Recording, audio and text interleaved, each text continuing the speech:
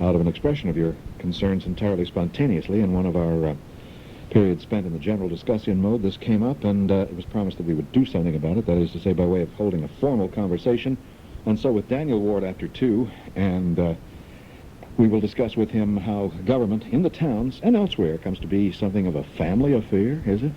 That's later. Speaking of which, the family recalls to mind the Charles Manson family, a surviving member of which, who is at liberty to talk to us, and has very kindly agreed to do, living in Vermont, is at this moment on the telephone. Your contact at 886-6450 on our Watts line, 1-800-421-4259. 22 years ago, she was there at the ranch in California's Topanga Canyon, just one of the family of young men, most of them young women, I think. I believe the women outnumbered the men. Now, that was before the massacres of August 1969, of course, carried out. The court decided, at the direction of Charles Manson, by Charles Tex Watson and 3 of the young women. Sandra Good was not among them, but she remembers the family, I suspect, and I would invite her to recall for us some of those days of life with the Manson family. Are you there, Sandra Good? Yes, I am. Very good of you to take the call. I'm grateful. This is really in order that people who don't know of you that well will make the connection that I thought to ask first with regard to your recollections of the family, how you came to join their number, and the sort of things in your own family environment that may have prompted you to leave and take up with others and come to consider them your family. Do you remember those days in the 60s? Of course, I still live there at the ranch. First of all, you're misinformed, as is everybody misinformed about the so-called family. There was no organization or group called the family. The family was a term given by the media to an amorphous group of people, some of whom went to jail in 1969. Yes. We lived at a ranch in the Santa Susana Mountains called the Spawns Ranch, and later we lived in Death Valley. We didn't call ourselves anything. We made a lot of music, and somebody said, well, what do you call your group? And somebody said, well, we're the Family Jams. And so over a period of time, because the media usually needs to put labels on situations, we got the name The Family. But there were literally hundreds of people that came and went. Later on, you might say there was a core of people who were very, very close together and who stayed true to the thought that we had for stopping the war in Vietnam and for protecting our air, our water, our trees, and our wildlife.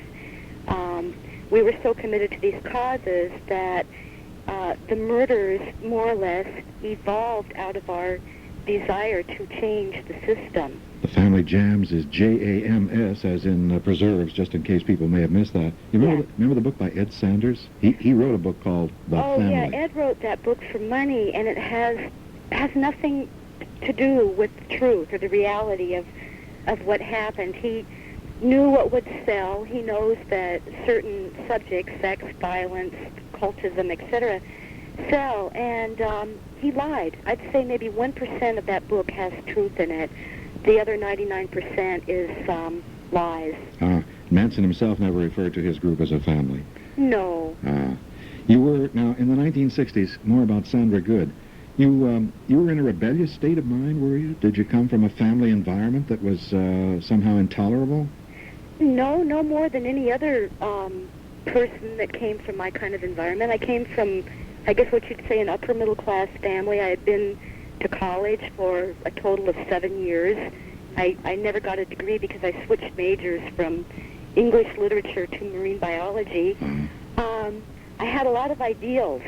I had concepts of honor and nobility and things that I got from reading Shakespeare and literature. So I was a very idealistic person, and I looked around at the world I lived in and at the government and my parents and their friends, and I saw no honor, I saw no truth, I saw no joy of living, I saw no purpose, and I didn't believe I fit.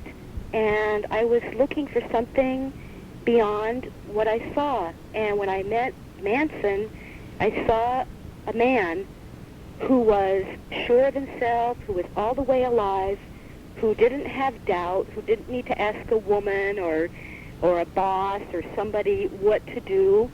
He was lively, he sang, he danced, he never lied. He was very truthful. And that attracted me as it attracted a lot of people. He didn't direct things. He more or less reflected us back at ourselves. He saw more in us than we saw in ourselves. He saw that we were locked by our parents' doubts and our parents' programming, and in my case, the need to achieve, the need to get a doctorate degree. I felt that if I didn't get a PhD, I was a failure. I was programmed by that type of programming that people are, programmed to in this society. Each of us sort of represented a different level of American society. Yeah, this lively dancing man, where did you meet him? How did you come across him, I wonder? Can you recall? I was living in San Francisco, and I had dropped out of college, and I met an artist who had an airplane, who had a friend who had an airplane, and he wanted to fly to Los Angeles to sell some of his paintings. And so I flew with him. It was a two-seater plane. And he had been talking about Manson. He just kept talking on and on about Manson. He was very impressed by him, and I could care less. I wanted to go surfing. And so we rented a car in Los Angeles and drove to Topanga Canyon. And that's where I met Manson, and maybe there were 10 or 15 other people that were living in Topanga Canyon at that time. And I was very impressed by the people, all the people there, that I never went back to San Francisco. I called and told my roommates they could have all my possessions. I had scuba diving equipment and skis and things like that, and I never went back. Yeah, did your family reach you to express concern for your well-being? Did you ever have any contact with your family in those rebellious years? I wasn't really rebellious. I didn't take drugs. I wasn't really rebellious. I was searching. And I was never really close to my parents. And I had been, I was 24 years old at the time. And I wasn't really beholden to them in any way. I wasn't close. So I kept contact with my father, my dad. Oh, did you? Yeah. Yeah, I would check in now and then with him, and I'm sure he was relieved to hear from you, to know that you were well and well cared for, or looking after yourself. Your mother, you didn't speak to her personally? Well, they were divorced when I was little, and I never really had much contact with my mother, even as I was growing up. She was a social climber and involved in money and images, and you know what I mean? And that I saw as a very empty, it's sort of the way Nancy Reagan and those people are. It's a very empty, superficial, hollow. It's really a cruel way of living. When they put money over the well-being of the planet and of their own children, they care more about their social image and their status than they do, than they care about if there's going to be air and water to sustain their own children's life. It's not as though they withheld their money from you, however, in the course of your earlier years as a child of an upper middle-income family. I mean to say, they kept you well-fed and clothed, and provided you apparently with amazing educational opportunities if you were able to stay in college for 7 years, considering the expense of college. Now, in other words, they bestowed some of this wealth you criticize on you, and to your advantage. They didn't spoil me. They didn't spoil me. It was the tradition to send your kids to college. And I lived modestly. I didn't have a car. I wasn't a spoiled child at all. Especially emotionally, I wasn't spoiled. But there were really no ties or obligations to them. I worked. I didn't ask them for much. I didn't rebel. I didn't cause them any grief. And when I became acquainted with what's called the Manson family, I felt more akin to these people than I ever did to my own family. They knew they were lively people. They weren't neurotic. We had all evolved, in the so-called family, we shed a lot of doubt, a lot of inhibitions about what we could or couldn't do. We became younger. We kind of got back to the state of being that you have as a child, where your mind isn't full of doubt and inadequacy, and you have faith in yourself. So basically what happened is we reestablished the faith in ourselves that we had as children before parents and teachers and schools and all that sort of thing took the faith away from us. Came the month of August in 1969. Were you still at the ranch when Susan Atkins, Linda Kasabian, the Krenwinkel woman, and Charles Watkins went out on the hunt? Were you at the ranch? I was there. Yeah. Why didn't you choose to accompany them? How was it? I was 8 months pregnant. Otherwise, yeah. And it wasn't my destiny to do that anyway. No, apparently it was not part of your And it wasn't, karma. those murders were not at the direction of Charles Manson. Those people that went out did so of their own free will and of their own volition, and there was reason in each person's mind for what they did. It had nothing to do with Manson's will or his direction. He had nothing to do with those murders. The kids that did those killings were middle class, primarily middle class people who were raised in similar ways that I was raised, and did not like what was going on in this country. They wanted to stop the war in Vietnam. They wanted to stop the pollution. They wanted to get one of their brothers out of jail who was arrested for something. There were different reasons for those killings which haven't been fully explained.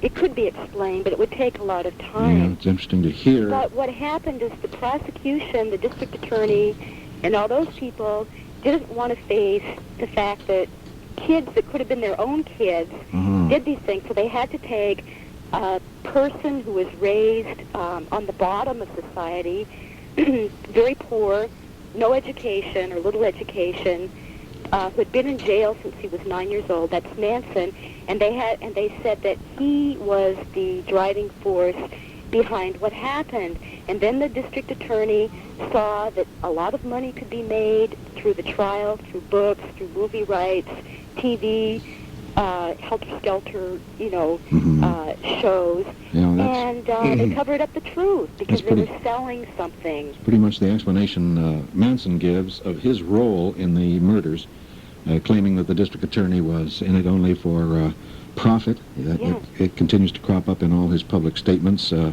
and that he was entirely innocent of directing the affair. Absolutely. A jury, on the other hand, after hearing just months of testimony, decided otherwise, and of course suggested, well, by their verdict, that Manson himself was the evil genius behind this raid on civilians. What happens when a prosecution doesn't have a case? They'll take people who have, for example, they took a biker who was a pretty sleazy guy. He had charges against him. They made a deal with this guy that in return for a false testimony, they would drop all his charges. This happens a lot. They cut deals. They get people to lie, and then they give the person a false identity and money and relocate them in another state. They dragged up people from all kinds of places, made all kinds of deals, and they created a case that would serve the prosecution. And of course, the jury looks to the judge as a father figure, and the judge is working for public opinion and for money and holding hands with the DA, etc. So it's really unfortunate these days that the courtroom is not a place where the truth comes out. It's a very tragic situation because what this country was founded on was the rights. What people died for were for people's rights. I understand. You're supposed to have your rights in the courtroom, and Charles Manson did not get his rights in the courtroom. All his rights to this day have been taken from him. We have the necessity to break, and an announcement or two. We'll be back with you very shortly. Sandra Good. Is that Good with an E, or there's no E on the end? There's no E. There's no E. Sandra Good, G-O-O-D, sounding just as it's spelled just as it sounds, and back with her very shortly if you have a question you'd like to raise about the revelations in the conversation thus far, or any of the points you might wish to make, an observation, help yourself to some airtime at 886-6450. Sandra Good is your witness.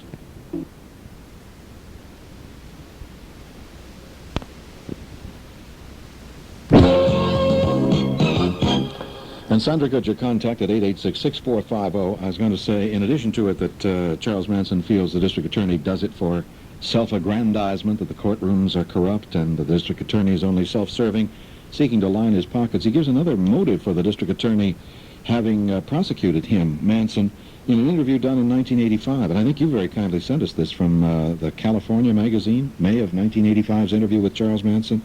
He said, the district attorney has no friends. His friends is his dollar bill and his wife that tells him what to do. Dig? So I've got friends. This is I don't do a good Charles Manson here. And he doesn't like me because I got friends. He hates me because I got friends, because he wants to have friends, but he doesn't know how to have friends. He plays tennis with himself. Is that another motive of the district attorney for prosecuting Charles Manson? Because he, the DA, doesn't have any friends? Well, you know, people that don't have substance within themselves and don't have a center in love and faith, Yeah. in truth, they look to money. They look to, they bust their rear ends on the freeway going back and forth to jobs they hate, to get money, to get approval, to get attention. This is a motive in millions of people. It's not just the DA that's been selling lies about Manson for money and attention. It's the media, all the people, thousands of media people, etc., that have been feeding off of Manson and what they call the family. The DA was a very competitive fella, and he did want to make a big name for himself and be a big somebody, and he was a very jealous person. I had several encounters with them, and it was eating him up that there were so many people that were loyal to Manson. He didn't have anybody that would stand by him. So that eats up a lot of people when they don't have any loyalty or love that they can count on from somebody. Manson didn't need friends. He didn't need love because he's self-contained. But most people aren't self-contained, so they look to money and outside approval. Here we have a couple of callers who've risen to be recognized who want to talk person-to-person to Sandra Good, and this caller is, I believe it's Glenn. Glenn from Eden. Glenn, it's your turn on air you're the first to call and talk to Sandra Good. Are you there? Hello. Yeah. Hello, Miss Good. Hello. I'm listening to you with some interest and a lot of disagreement. A lot of your ideas are very noble. I suspect I'm probably about your age and lived here in the Buffalo area and was thrown out of my house at 17 after my father thought he couldn't support me anymore or wouldn't, and ended up in San Francisco during the 60s and actually stayed there until 1985. I was caught up in all the things in the Haight-Ashbury and a lot of the anti-war demonstrations, and of course I was anti-war, and I do agree with you about the air and the environment and the lies of the media and all that stuff. But I really fail to see where the Tate LaBianca murders was going to solve anything. You talked about Manson not lying, and you didn't want to believe all the lies of the government, and I have to agree with you there. But it sounds like you were sucked into a bunch of lies. It sounds like you failed to call things a cult. You failed to call things as they really were. I tend to see you as blind, as walking with your hands over your ears and not listening to reality. Glenn. Yeah. I guess that's my comment. Yeah. Well, you use the word cult. What is a cult? Isn't the Catholic Church a cult? Well, yes, I happen to be a member of a Christian church. I happen to believe in Jesus Christ and the truth that He proclaims. So do I. But pardon me. So do I. We all believe. I'm really proud to hear and glad to hear you say that. Yeah. But what I'm trying to say is it sounds like Manson sucked a bunch of people in. No, we sucked him in, if anything.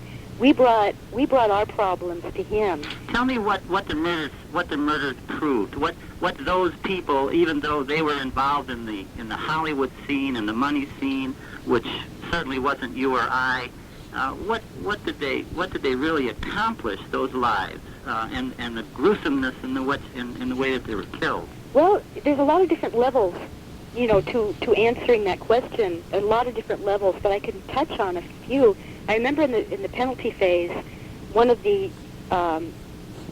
women that was convicted of murder said, "We are your children. We are reflections of your society. We have done what you've raised us up to do. We've watched your violence on television. You've judged a reflection of yourself. The murders pretty much were a very good reflection of what this country teaches its young people to do. Now you have mass murders every day. There were actual motives, which is complicated to get into. One was to show where the country was headed. The Tate LaBianca house was sort of a portent of where the whole country is going if we don't stop the pollution and if we don't start showing our children models of real morality. In other words, if you've got a government that lies and cheats the public out of their money and squanders the resources that we need to live, like our air and our water and our animals and our trees, and they wheel and deal and play crook, and then they murder people in other countries to get their resources so we can, have more oil and misuse the resources. When the children grow up seeing that there's no truth and no trust and no faith and no honor in the people that are running this country, what do you expect? So we wanted to stop the war. And all of what you're saying is so good and so true. You live in Vermont? Yeah. I happen to live in a very socialist state of New York with the dictator Cuomo in charge. Yeah. And taxes running rampant and our gas prices at the pumps are just unreal, where people can't hardly afford to drive to work. And he's I letting agree with everybody... all of that. I agree with all of that, but weren't we anti-war in the 60s? Weren't we anti-killing? Well, you're saying one thing and doing another. In order for there to be change, in order for any major change to occur in any society or system, there's always violence. Revolution implies radical change, and people get killed. And I just have one more comment, please, before you cut me off. Very quickly, if you will, Glenn. I wanted to also mention that I think really, really seriously that as a product of the 60s, and a flower child, if you want to call it that, as a product of that and the free love era and all of that stuff, I think that did more damage to our family and to our children of today, because now we are fathers and grandfathers of what we were then, and I see the family falling apart, and I think the family is the core of this country. Very good, That's Glenn. right. We've got to adjourn. We've got brief headlines. Thanks, Glenn. There we are. That's Glenn from Eden. Back with you in just a minute and a half or two. Hold the phone. Sandra Good with you very shortly. Here's what's happening. Rights, or he's given no rights, more than... I can't think of any other prisoner that has been more mistreated than Manson. Well, they're afraid for his safety. Is that a possibility? Someone threw No, that's an excuse. flammable fuel on him and set him afire. That was Manson can take care of himself. He's been doing time since he was 9 years old. He knows the ways of prison. Yeah. That fellow, the Hare Krishna person, was pretty much programmed to do that. Charlie was very badly burned, but he healed himself miraculously in very little time. He's used to sell fear, to sell more crime and fear to the public, to justify more millions of dollars for bigger prisons, to house more people and run more fear. The more they run fear and crime into the mind of the public, the more they create crime. Yeah. It's like prison is like a crime factory, and they use Manson to run fear into people's minds, to justify bigger taxes for more prisons. The Manson that the public has in their mind has nothing to do with the real Manson. What people think in their minds as Manson is not reality. Guy's still pretty menacing, though. He says, I'll start a revolution. As a matter of fact, he says, with regard to the district attorney, that if the courtrooms are in order, I'm going to sue.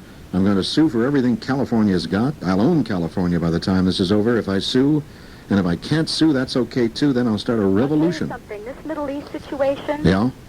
Manson has been talking about this for as long as I've known him. Really? You He's think? also, yes, exactly. Uh-huh. I have stacks of letters about the Middle East, the holy war that's coming, and also the fact that the economy is running out. Yeah, the fact that the money is failing. As long as Manson is not given his rights, as long as he's held down by little money minds, the more this country spins into hell. And I'll tell you something, this country cannot afford another war. Manson says... We don't have the money to finance a war, and the resources of the world cannot sustain the burden of another war. This will be the most hideous war that's ever happened. Yeah. Saddam Hussein wants a dialogue with Bush. Bush has... I thought you were going to say with Manson for 1 minute. Okay, Manson with Nixon. Nixon got up in front of the public and proclaimed Manson guilty. This was the President of the United States saying, this is before the trial had even begun. Nixon said that Manson was guilty. Manson wanted to face Nixon in a courtroom and have a dialogue, but Nixon couldn't face him. I see. When you've got people like Bush, like Nixon, who have no mind in the truth, all they have minds in is money. They can't face a human being who does have truth and a mind. That's why Bush wants dialogue with Hussein, and a dialogue could show the world quite a bit. All we have in this country is might and control, but this country has lost its power because it's lost its foundation in any kind of truth. There will be people disappointed if I don't ring them in on the phone, disappointed at being unable to talk to you in this part of an hour. We've got you on the air. Go right ahead. Hello there. Can you hear me? Hello. Yeah, good. Go right ahead. Hi, John, and hello, Sandra. I'd just like to start off by saying I'm 24 years old, which I heard you say you were the same age when a lot of the Manson things were happening. I've got so many questions, I'll try to pare it down. I guess, first, just hearing you talk about Hussein for a minute, I'm not a flag waver type. I'm not, I don't even claim to be any kind of a political, authority or anything on the matters of the world. But I find it really curious, Sandra, that a lot of people find fault with, Bush or Nixon or whoever happens to be running the country, and yet, and correct me if I'm wrong, you're implying that people such as Saddam Hussein are not guilty of the same crimes, moral or ethical crimes that you're claiming Bush to be guilty of, insofar as, we have might, and that's all that we use. Well, it seems to me that that's what Hussein's using right now. Why wouldn't they let Manson speak in the courtroom? They didn't want to hear what he had to say. They were afraid of what he had to say. Right now, we're on the brink of war.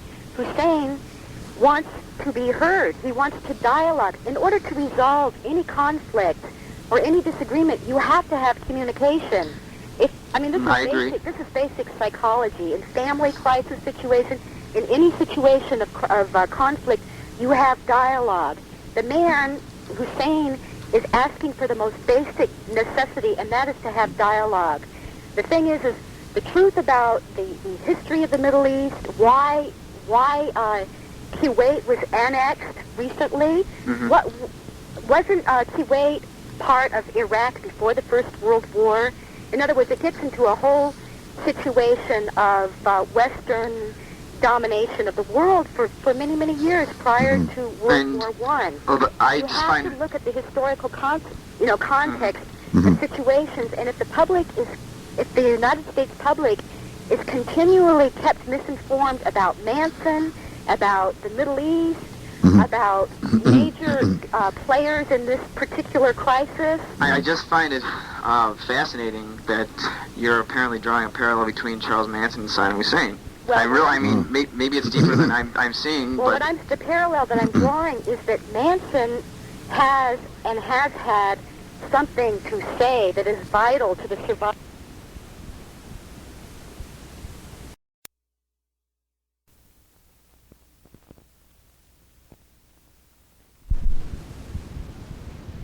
Kuwait, part of Iraq before the First World War.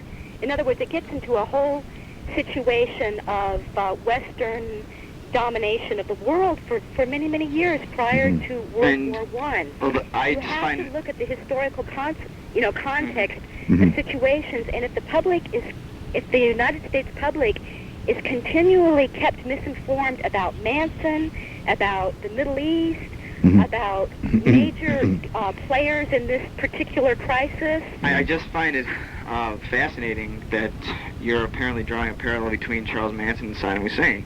Well, I mean, maybe it's deeper than I'm seeing, Well, but the parallel that I'm drawing is that Manson has had something to say that is vital to the survival of this country. my point, if there is one, would be that just simply having something to say does not necessitate being heard or followed. Mhm. Hundreds of evil people have had many things to say, good, bad, and indifferent through the ages, and I don't think that just because they have something to say, that means that we You should let follow. you let people judge. In other words, you've heard the expression, "The truth will set you free." Mhm. How can you make a judgment on something if you are misinformed about that?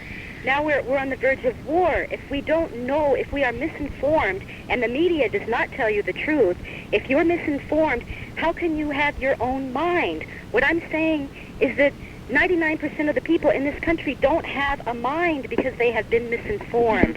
They've been brainwashed to be consumers. There, now someone just hung up a phone. How about Okay. you? Yeah, good. They've been brainwashed to be Yes. consumers, and you're only fed what people want you to know, so you'll continue in the rat race Mhm. of serving somebody's money interest. Suddenly Your air you're- and water's running out, Yeah. and your economy is shot I down. agree. I agree with all the above. I just don't see that if I were to go and follow somebody who had the same ideals, which are good ideals, but my other point would be that what was accomplished by the killings, and I know somebody just asked that, and you answered, these people were a reflection of what their parents had made them to be, et cetera. And I do see that. I do see what you meant by that. Well, it But can't- in a situation like what we have today in the Middle East, I really couldn't make the connection. It can be the explanation as Sandra Good gave it, and as the murders as she views them. It could be more easily explained. It's a possibility in It was terms. partly a revolution against pollution. Well, it could be. Yeah, A revolution against pollution. Our main thought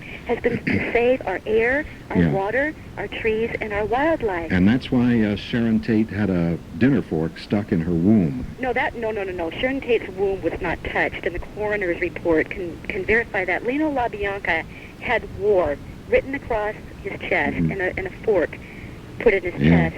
And the woman that did it said, that's one man that won't be sending his son to Yeah. war. Can it be more easily explained, really, in terms of benumbed youth, hideously mind-controlled, high No, on no, no, drugs no, after not years of drug mind-controlled. consumption? After years of drug consumption. John, I was simply- wondering when you were going to spring to life here. I Well, I heard you months ago with Jeffrey Giuliano, and I was Yeah. wondering when this was. Oh, well, well, this is one of the more difficult discussions, far more difficult than Let me Jeffrey ask you Giuliano, let me something. assure you. Let me ask you both something. Oh, yeah. What are you going to do when your air and your water runs out? When you can't... In New York, I know what Cuomo and what big industry is doing to your water. Mhm. Sandra, what are let me you say gonna that do? I respect life to the utmost, as you obviously Will you claim fight? to. Will you fight to save your own life in the air and the water and the trees? I will do so, but not by taking another human life. Yeah, If well, it it's means occurred your to own me survival? you might find it very useful to threaten other people. You might, if it comes to that, if we lose our air and water, we might, both of us, send off threatening letters to leading executives of business I'd hope you concerns. do more than that. I'd hope you have the instinct for your own life and for your children's life to do I'll let it whatever go it at takes. threats to do them bodily harm. You So were you'll just lay down and let big Yeah. industry destroy your children's future? Is that what you're saying? You But were if we go- convicted of if that, we were weren't to- you? If we were to, I would you'll feel let that I the- was giving in. If I were to succumb to the pressures and take life in the name of Of whatever. air and water and trees and stopping an insane war to get more oil to save a way of life that destroys life? Well, then, let me just pose this to you. Being I am the same age you were when this was happening. I'm not comparing Vietnam to the situation in the Middle East right now. But do you still believe that we can achieve our ideals? Using basically the same means that the Manson quote family unquote used. Mhm. I'm saying we're on the brink of a war to save, as Bush said, a way of life. Okay. This way of life that Americans are living is destroying our air, our water, our land, and our wildlife. Mhm. The I oil agree. consumption must stop. Now, what I'm saying is, is allow, if in this particular case right now, Hussein is saying, let's dialogue. Let's dialogue. Let's let the truth come out and let the people hear. The same thing happened during the Tate LaBianca murders. If the truth of those murders had been allowed to be explained, if Manson had been given his rights and a voice in the courtroom, much of the calamity that this country is in right now could have been averted. I see Manson as being savior to us all. Listen, we got a break. I appreciate it. He's a very wise man. Yeah, oh boy. Okay, thanks for your John, call. thank you. Appreciate it. 886-6450 with the more to come sign up. Another few minutes with Sandra Good. Hi, this is Rick Jenneret. Join me for all the exciting play-by-play action of Sabres hockey, home and away, on the radio home of the Sabres, WGR, News Radio 55. If a new entry door or patio door is somewhere on your building or remodeling list this year, move it to the top right now, because Big L Distributors Western New York's window and door specialist has good news for you. It's Big L's giant truckload sale with savings on the entire line of remarkable permadoors, like the new stainable high-performance handcrafted fiberglass door, designed and engineered to give you the look of wood without the high price and frequent maintenance. Also, there's great savings on Permador insulated steel entrance doors, the strongest steel doors in America. Big L's giant truckload sale also features Dexter lock sets. With Dexter by Master Lock, you have elegantly crafted entrance handles, lock sets, and accessories at prices that are surprisingly accommodating. Best of all, the Dexter lock sets carry a lifetime warranty on workmanship and materials. Remember, you'll find no better prices this year on Permadoors and Dexter locks than at Big L Distributors' giant truckload sale. During the month of August only, previous orders excluded. Big L Distributors, 1800 Broadway and 1060 Niagara Falls Boulevard. Do you find yourself working just to watch TV? And it's going back! Maybe it's time for a TV with remote or a VCR with remote. Get an LXI 19-inch color TV or an LXI VCR for just $269 through Saturday at Sears Brand Central. So sit where you are and relax for just $269. Brand Central at Sears, the brands you want at the store you trust. Price and date may vary in Alaska, Hawaii, and Puerto Rico. Get the rest of the story from Paul Harvey, weeknights at 5:30 on News Radio 55 WGR. Now, back to John Otto. We'll have you on with Sandra Good. It's 5 before 2 and just a few minutes remaining, but I did want to get it on the record. The Manson female family associates, female associates, I'll let it go at that, they have shown a propensity for violence otherwise beyond the murders incalculably grim. Lynette Fromm, September 5th, 1975, tried to do in President Ford in Sacramento. And I am accurate in saying that you were charged with and convicted of sending threatening letters to executives of business organizations? Lynette pointed a loaded gun at the president, but she failed to put the bullet in the chamber. She could have if she wanted to, but she didn't. I see. She could have killed the president, but she chose not to. Yeah, it's rather violent. At the same time, I had 3,000 letters to the heads of corporations and industries throughout the United States and some in Europe that are destroying the air, the water, the land, and the wildlife. They weren't personal threats. They were simply saying what would happen if they continued to destroy what keeps people and what sustains life. They weren't on a personal level because there's no way that I could personally give these people the justice that they're calling for. As people start dying, as their air and water runs out, and their children are getting cancer and they're getting cancer, and things become intolerable in this country, people will wake to what has destroyed the economy and who has destroyed the ecology, and people will lose their minds and rise up and do whatever they do. Madness is coming. I can believe it. I didn't personally threaten anybody. One of the radio interviews that I gave was to Hamilton, Ontario, which is right across the border from you. Sure. I got 5 years for that interview, and I've got the interview right here, and there is no threatening for heaven's words in this interview. I see. I created fear in the corporate world because they don't want to be exposed. They don't. I was naming names, and they don't want people to know how they're destroying life on Earth. Here we are with, we got, perhaps this might be the parting shot. We got John, maybe time only for one more. John, you're on WGR, you there? Hello, John. Yeah, John, go right ahead. you're going to send me that book sometime? It's in process, John. Oh, Yeah. good. In Okay, fact, it's in the mail. Great. I don't know that the zip code is sufficient. It was only 9, but we let it go. Toronto 9, Ontario. Yeah, we let it go at that, John. Okay, I'd like to ask the young lady 3 questions. Okay? Yeah, go right ahead. You may have time only for 2, John. Yeah, go right ahead. Okay. Do you believe that God created humankind? Do you believe in God? I like to use the word intelligence. Answer the question, yes or no. No. I'd say all life is intelligence, and you can call it God, yes. You Do can you call believe it God. that God created humankind, yes or no? Well, I'd say that all life is part of God, or you can call it intelligence. All life has intelligence, from the bugs to the trees to... You're beating around the bush, yes or no? well, apparently, Well, what is God? God is a word. Okay, Are you second. talking about an anthropomorphic God, a big daddy in the sky? Okay. Yeah, You well- won't answer the question. your interrogation will have to be brief for John. Okay. Go ahead. Second question. Sure. Do you believe that murderers should be executed? Yes or no? Convicted murderers should be executed, yes or no?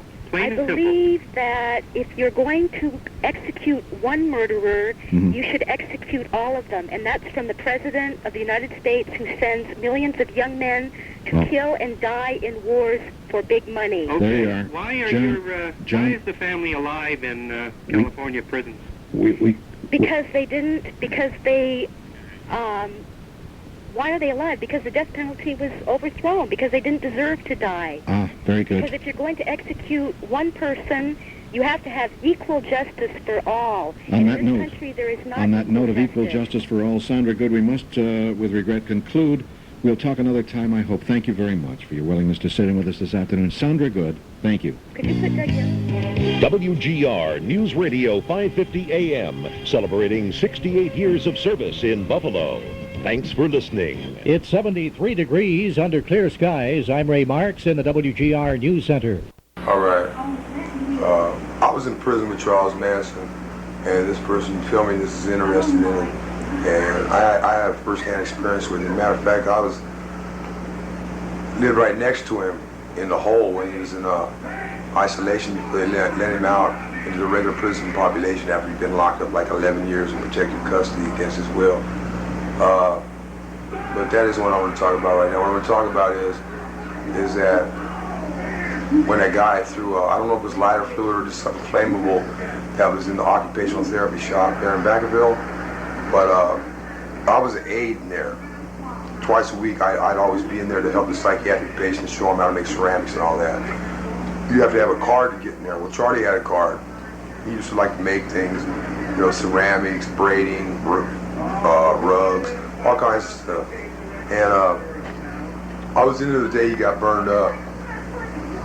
Me and a guy named Wally, I don't remember his last name, we're about 3 feet away with the Hardy Christian dude or whatever he was, walked up, confronted Charlie, and I don't remember exactly what he said, but he had one hand behind his back, like he had a knife or something behind his back, and he had a cup of coffee in his hand. And I was watching what was happening. Charlie was watching his hand. And that's what I would have done too. I figured the guy, why he got his hand behind his back? He's got a knife in his hand. You know. So while he's watching the right hand, the guy throws the cup of coffee on Charlie, but it wasn't coffee, it was flammable fluid. Then the right hand came across with a cigarette lighter and torched him. At that time, Wally had one of the canvases that had been in the pain area, which he threw over Charlie, while I grabbed Charlie by the legs and held him, because he was only burning from like the chest up, you know. He had him under there, and Charlie was going, suffocating. So the guy said, okay, and let it off, and the flame came right back once it was being smothered, you know. But you know how some flammable liquids, they're funny, you know. So anyway, then I took my jacket off and put it over the guy, and he put the canvas over him again. Anyway, it took about a minute and a half to put it out completely. After we were done, his hair was all singed, his eyebrows were singed, his forehead was burnt. Back of his hands were burnt pretty bad because he went like that when the guy threw the stuff on him. And that's about it. I mean, I didn't think it was that big of a thing, but I guess it's something that's firsthand. It's from somebody that knew him personally for a while. And I'm gonna try to stick up with Charles Manson because he has done a lot of fucked up things in his life. But he's just a product of reform schools back in Tennessee, a federal prison. Most people don't know anything about that. He didn't get famous until '69 when all that crap happened out here. But he'd been locked up all his life as a kid himself. So he was a institutionalized, programmed animal, you know. And when he got a chance to get out there with all these young, beautiful girls and young guys and stuff, and turn them all onto acid and stuff. This is a '69. Acid was still very popular.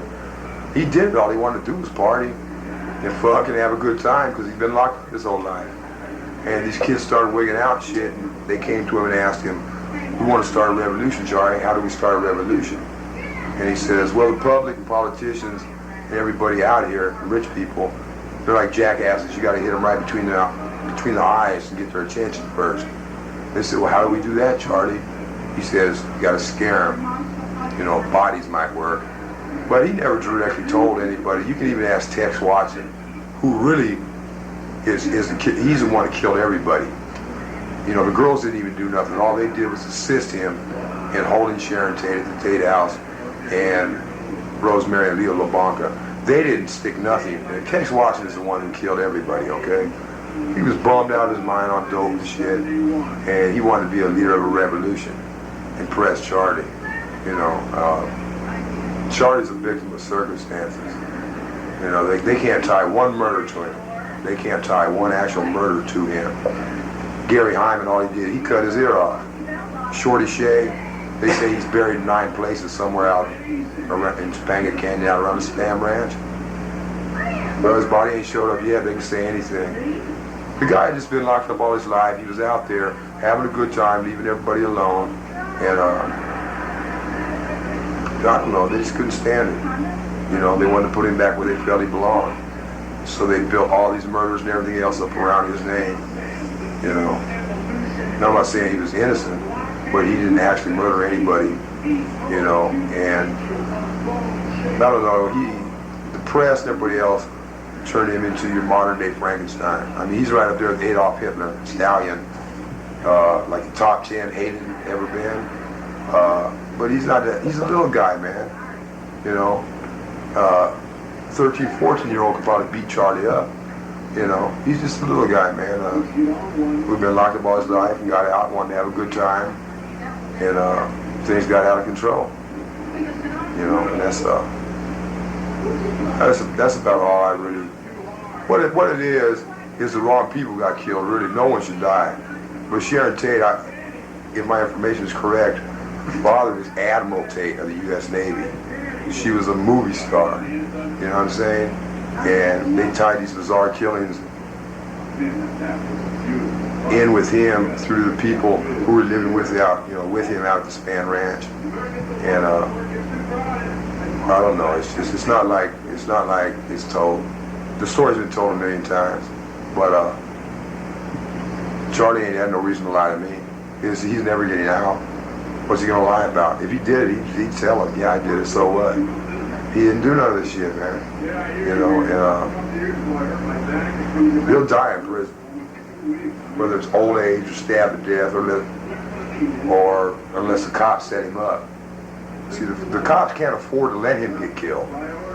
You know, it would look bad. You know, that's why he kept him in protected custody for 11 years. But the guy I saw was real generous. You know, I never really seen him raise his voice at anybody except the cops when they dogged him out. Took his false teeth. He couldn't eat nothing without his false teeth. You know, put him in a strip cell with no mattress, nothing. The sink and the shit are turned off. They flush the toilet once a day. They give him some water when they feel like it. And he's just another product, man. So this is, you know, that's all I really. That's what you wanted. That's enough right there.